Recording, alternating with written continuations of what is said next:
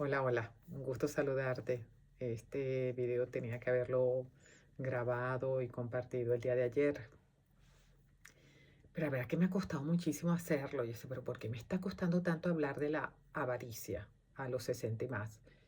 Y creo que es porque no lo he vivido, eh, o por lo menos no lo veo tan obvio. Y las preguntas que te voy a hacer a ti me las he hecho a mí.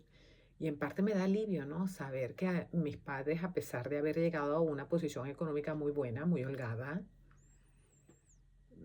nunca le vi afán por el dinero, ¿no? Yo siempre vi a un papá generoso, el que necesitaba le daba, ¿sabes? Hasta el día que murió, o sea, de veras, siempre, siempre. Entonces yo digo, bueno, ¿cómo puedo hablar de algo que no he sufrido? Gracias a Dios. Pero sí pudiera sufrirlo, porque también investigando me, me asoman aquí la inteligencia artificial, que a nosotros nos entra miedo porque decimos, bueno, vamos a morir, pero no sabemos si vamos a tener los recursos, si nos va a dar una enfermedad ruinosa. Entonces parece que nos entra un miedo. Quizás a mí todavía a esta edad no me ha entrado, pero pues sí, entra un miedo. Y no te vuelves codo, te vuelves agarrado, una persona egoísta, y dices, no, y ahora no comparto nada con mis hijos, con mis nietos, con nada, porque ahí está la seguridad, de que voy a cubrirlo todo hasta el final, ¿ves? Entonces, pues sí, no lo he sufrido, pero quizás esto me puede tomar conciencia para no caer ni dejar caer con mi esposo en esta conducta vara, porque también llega un momento en donde ya uno no piensa igual y son los hijos quienes tienen que empezar a administrar los recursos, y al final ellos son los que, mire, hijo, te necesito esto para pagar esto. Sí, son los recursos que tú administraste, que tu esposo logró con tu trabajo y con su trabajo y todo, pero a veces pues ya se empiezan a perder las capacidades en algún momento y hay que entregarlo. Hay que entregar el testigo, hay que entregar el negocio, hay que entregar la administración y ya. Y así está previsto. Entonces, pues sí, este pequeño podcast nos puede ayudar a tomar conciencia de eso. Si no lo hemos sufrido, como, por lo menos como para no caer en la avaricia. Y si sí hemos caído en la avaricia, en esa búsqueda desordenada de los bienes, pues, o, o, o nuestro esposo, ¿no? O nuestro esposo, porque aquí pues también nos tenemos que hacer conscientes cuánto tiempo le dedicamos al trabajo, o nuestro esposo le dedicó al trabajo, cuánto tiempo, en aras de qué, ¿no? Sacrificando qué, ¿no? Y qué ejemplo le dimos a la familia, si realmente el dinero era lo más importante, si caímos incluso en esa idolatría del dinero, de los bienes terrenos, los bienes materiales. Pues eso se convierte en una obligación nuestra de dar una catequesis contraria, que sería una catequesis para fomentar la virtud de la generosidad, para la austeridad, para la sencillez, ¿no? Y hacerle, por cierto, la vida más sencilla y más feliz a nuestros nietos. ¿Cuántas personas estamos viendo que no se casan por justamente porque no considera que tienen los bienes todavía y porque le dan mucha importancia a tener, ¿verdad? Entonces, la verdad que sí limita mucho la avaricia y compromete también, en este caso, el alma, ¿no? Porque empezamos a poner al Dios dinero por encima de Dios, ¿verdad? Eh, y empezamos a dedicarle nuestro tiempo más a esas actividades en donde generamos dinero, eh, que por ejemplo, a dar catequesis, a hablarles de Dios, a hablarles de justamente lo que la palabra dice con respecto a esto, ¿no? Y si nos advierte muchísimo. Primero, que no podemos tener dos dioses, porque terminaremos amando a uno y odiando al otro, refiriéndose a Dios y al dinero. Entonces, pues sí, no, nos toca, pues sí, sentarnos un ratito para contestar 14 preguntas. Fueron demasiadas, sí, lo reconozco, pero no me voy a detener mucho en cada una de ellas.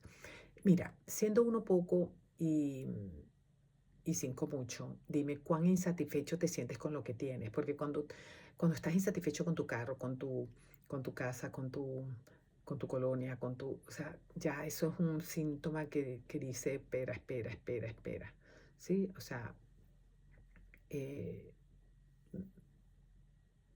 nos toca eh, agradecer y valorar lo que tenemos, ¿sí? Y darnos cuenta que ahí no se centra lo más importante.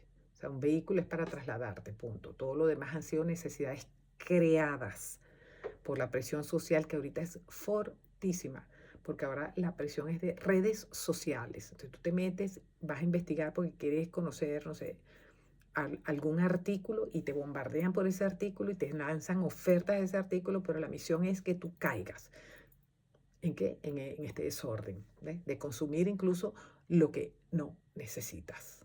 Bueno, segunda pregunta, ¿qué tanto envidias o codicias fácilmente las posesiones de los demás? Porque claro, entra también por los ojos, ¿no? Entra por los ojos, por lo que estás viendo en el otro, que tú quieres tener. Entonces, sí, no envidiar ni las cosas del vecino, ni el carro del vecino, ni de los familiares. No, no, no. Este, y si la respuesta te dio sí, ¿verdad? Que sí estás cayendo en esto de envidiar y codiciar las posesiones de los demás, también es momento como para que también te des cuenta que hay que echar para atrás, ¿no? ¿Por qué? Porque eso te puede llegar incluso a usar medios injustos para lograr lo que el otro tiene que tú no tienes, ¿sí? Como que justificar, como que el fin justifica los medios, no. No puedes conseguir las cosas con engaño, con robo, con traiciones, con vivezas familiares, no. Bueno, mira, otra pregunta. Eh, la tercera, ¿cuán comprador compulsivo eres? Recuerdo una amiguita que me dijo, ay, no, que ella era una compradora compulsiva, que ella sabía que ese era su problema. Y tengo otra amiguita que lo que hizo fue dárselo, bueno, esta amiguita ya tiene mi edad. Ella recientemente reconoció que no podía, que ella con dinero en la mano era un desastre. Y habló con uno de sus hijos y podrás creer que me abrió su bolsa, sacó su cartera y me dijo, mira, no tengo dinero, no tengo dinero. O sea, fíjate, aquí lo que tengo son, tenía como papelitos que decía supermercado, la luz, o sea, como que el hijo le pasaba el efectivo con específicamente la cantidad exacta para pagar la luz, para pagar, no sé, lo que sea, el alquiler, o sea, no sé, los gastos de ella, sus cuentitas, la peluquería, o sea, lo que fuera. Justo la cantidad, porque ella es una consumidora compulsiva, ¿sí? Entonces, fíjate, una medida me sorprendió este, que ella me mostrara esa realidad suya, ¿no? Y que lo hiciera con naturalidad, porque ella ya sabía que tenía ese problema. Mira, cuarta pregunta, ¿tú acumulas ropa, zapatos, joyas, accesorios de vestir? Es que eso lo venden como chic. Ve a las artistas, muestran no sé cuántos pares de zapatos. Y no solamente eso, sino el lujo, las marcas. Entonces, pues todo esto también es importante responderlo porque si nosotros hemos caído en esta acumulación de ropa, de zapatos, de joya, de accesorios, de vestir, más allá de lo que realmente necesitamos, entonces sí, pues también tenemos que poner, como dice la expresión, nuestras bardas en remojo. Eh, a ver, la quinta pregunta, ¿qué tanto deseo tienes de poseer bienes o riqueza? O riqueza, quizás no es lo que tiene el vecino, simplemente tú quieres poseer bienes y riquezas. Porque si ya tienes lo necesario y quieres más, también es un síntoma de que tienes que cuidar lo que tienes en tu corazón, ¿no? Eh, Irte más bien a cubrir lo que necesitas y no más allá, ¿no? Sexta pregunta, ¿qué lugar le das a tus bienes y riquezas con respecto a lo que le das a Dios, ¿no? ¿Cuánto tiempo le inviertes a cada cosa, ¿no? Em, y esto porque, bueno, la palabra dice que no se puede servir a dos señores, o sea, no se puede servir a Dios y al dinero, porque terminas amando a uno y odiando al otro. Eh, entonces, pues también cuidar que, que nuestros bienes sean los prioritarios, los espirituales, y las riquezas, la del cielo, la de la vida eterna, antes que los materiales. ¿Ok? Séptima pregunta, ¿qué tanto has dejado que tu corazón se aficione al dinero y los bienes materiales? ¿Mm? Eh, ¿Qué amas más, a Dios o al dinero? Bueno, es parecida a la pregunta anterior. Pero sí, yo tengo, una vez una persona me dijo directamente a la cara, así yo decía, no se está dando cuenta de lo que me está diciendo. Me dijo, yo amo el dinero, yo quiero el dinero, yo voy a hacer lo que sea por tenerlo. Me preocupó mucho, mucho. Este, bueno, la palabra dice que no hay que invertir en aquello que la herrumbre y el óxido lo pueden destruir. ¿No? Y no hay que poner el corazón en esas cosas. Aparte, cuando nos morimos no nos llevamos nada. Entonces, bueno, tener mucho cuidado con eso. Es que creo que esta persona lo decía porque ha sufrido el desprecio por no tener. Entonces piensa que teniendo la van a respetar más, que teniendo va a pertenecer a ese grupo, que teniendo va a ser más feliz. No sé, es caótico, es triste. A ver, octava pregunta, ¿cuánto tiempo dedicas al trabajo? ¿O cuánto tiempo dedicaste al trabajo? Eh, si fuimos de las personas workaholic, también hay que confesarlo. Y si somos personas ahorita que también estamos empeñados en eso, en que sufrimos un síndrome de abstinencia del trabajo, cuando ya estamos a estas edades donde, bueno, Dios quiere que cambiemos de actividad, ¿sí? Eh, entonces, que invirtamos estos bienes espirituales y qué maravilla, ¿no? Que tengamos la oportunidad de hacerlo. Entonces, pues sí. Claro, por supuesto que no nos van a castigar por ese esfuerzo razonable que hay que tener para lograr un patrimonio que es justo, o sea, un patrimonio que era para pagar el colegio de los hijos, la universidad, todo esto, ¿no? Y para cierta seguridad ahorita en el futuro que nos queda, porque los ingresos no son los mismos, no son los mismos. Eh, pero sí, si nosotros dedicamos más tiempo del necesario a ese trabajo, eh, incluso, no sé si fue el caso tuyo, pero sí supimos de matrimonios que se perdieron, porque el hombre le dedicó mucho tiempo al trabajo y se perdió él. ¿No? Bueno, también confesar eso, confesar. Eh, el salmo de ayer es el 118 y me llamaba la atención las frases que dice, son tres, te las voy a comentar. Una es, ¿cómo es? Me gozo más cumpliendo tus preceptos que teniendo riquezas. Eso es un sacudón. Te la voy a repetir. Me gozo más cumpliendo tus preceptos que teniendo riquezas. Para mí valen más tus enseñanzas que miles de monedas de oro y plata. Y por último, tus preceptos son mi herencia perpetua, la herencia de mi corazón. Entonces, oye, es como para ponernos a pensar que realmente la avaricia no conviene y que lo que realmente encierra nuestras riquezas, el oro, la plata y la alegría de nuestro corazón es Dios. Bueno, novena pregunta, ¿qué tanto caes en robo, usura, engaño, fraude para obtener bienes o riquezas? Mira, tú conoces historias de hijos que le han robado la herencia a los hermanos y se han perdido con eso, se han perdido. Eh, pues sí, que han engañado, que han traicionado, como Judas, por ejemplo, 30 monedas de plata entregó a Jesús. Bueno,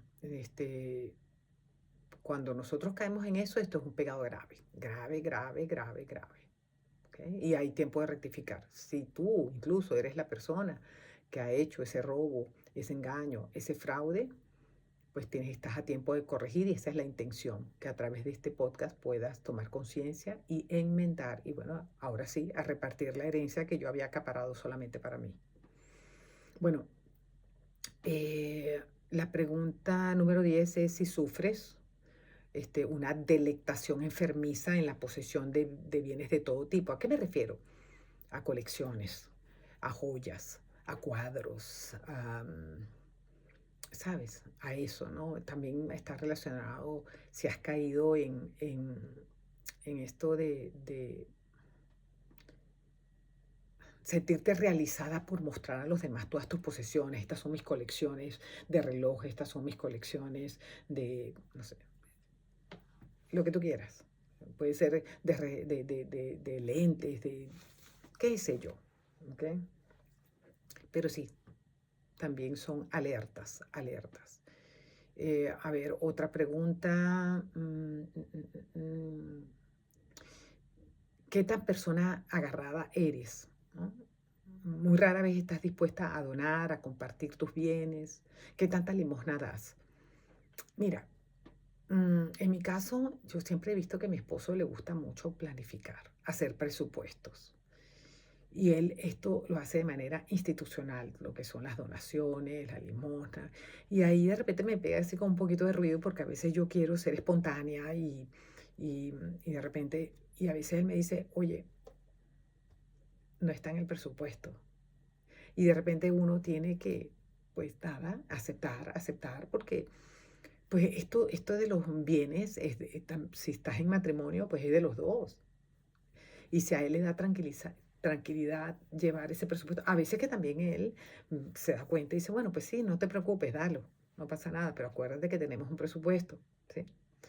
Em, yo sí creo que es importante velar por la contabilidad, mm, pero que si sale el momento en que hay que ayudar a alguien, este, pues no tener miedo. Y esa situación es importante, es urgente, pues tiene que ver con salud, por ejemplo, no tener miedo. Que Dios va a proveer, definitivo. Eh, ese niño que dio sus pocos panes y peces para alimentar a 5.000 personas, imagínate cómo lo multiplicó Dios, también los recursos que tenemos nosotros, cuando Dios sabe que lo estamos administrando sensatamente, eh, pues también no nos va a dejar sin ese aprovisionamiento, sin ese abastecimiento.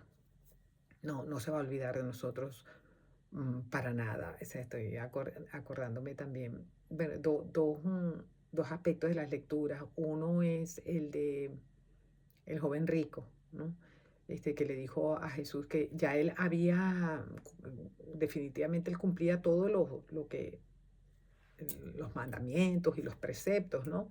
Que me falta, ¿no? Y Jesús le dijo, bueno, mira, todo lo que tengas, anda, véndelo, se lo das a los pobres y ahora sí, vas a tener un tesoro en el cielo. Fíjate la fórmula, ¿no? Eh, y luego ven y sígueme. Pero él se marchó triste y creo que muchos de nosotros nos marcharíamos también tristes porque nos da terror, como dice la inteligencia artificial ahorita, quedarnos sin los recursos para la vejez. Entonces, bueno, tiene que haber como una justa medida, hay que ser razonable, llevar todo esto a la oración, llevarlo todo esto a la oración y si tiene a tu esposo también conversarlo con el esposo para evitar caer en la avaricia y sí ejercitar la generosidad, eh, siguiendo con estos planes presupuestados de ayudas institucionales, pero no dejar de darlas. Definitivo que no, hay que ejercitar la generosidad y vivir en austeridad. Como dice la elegancia, menos es más.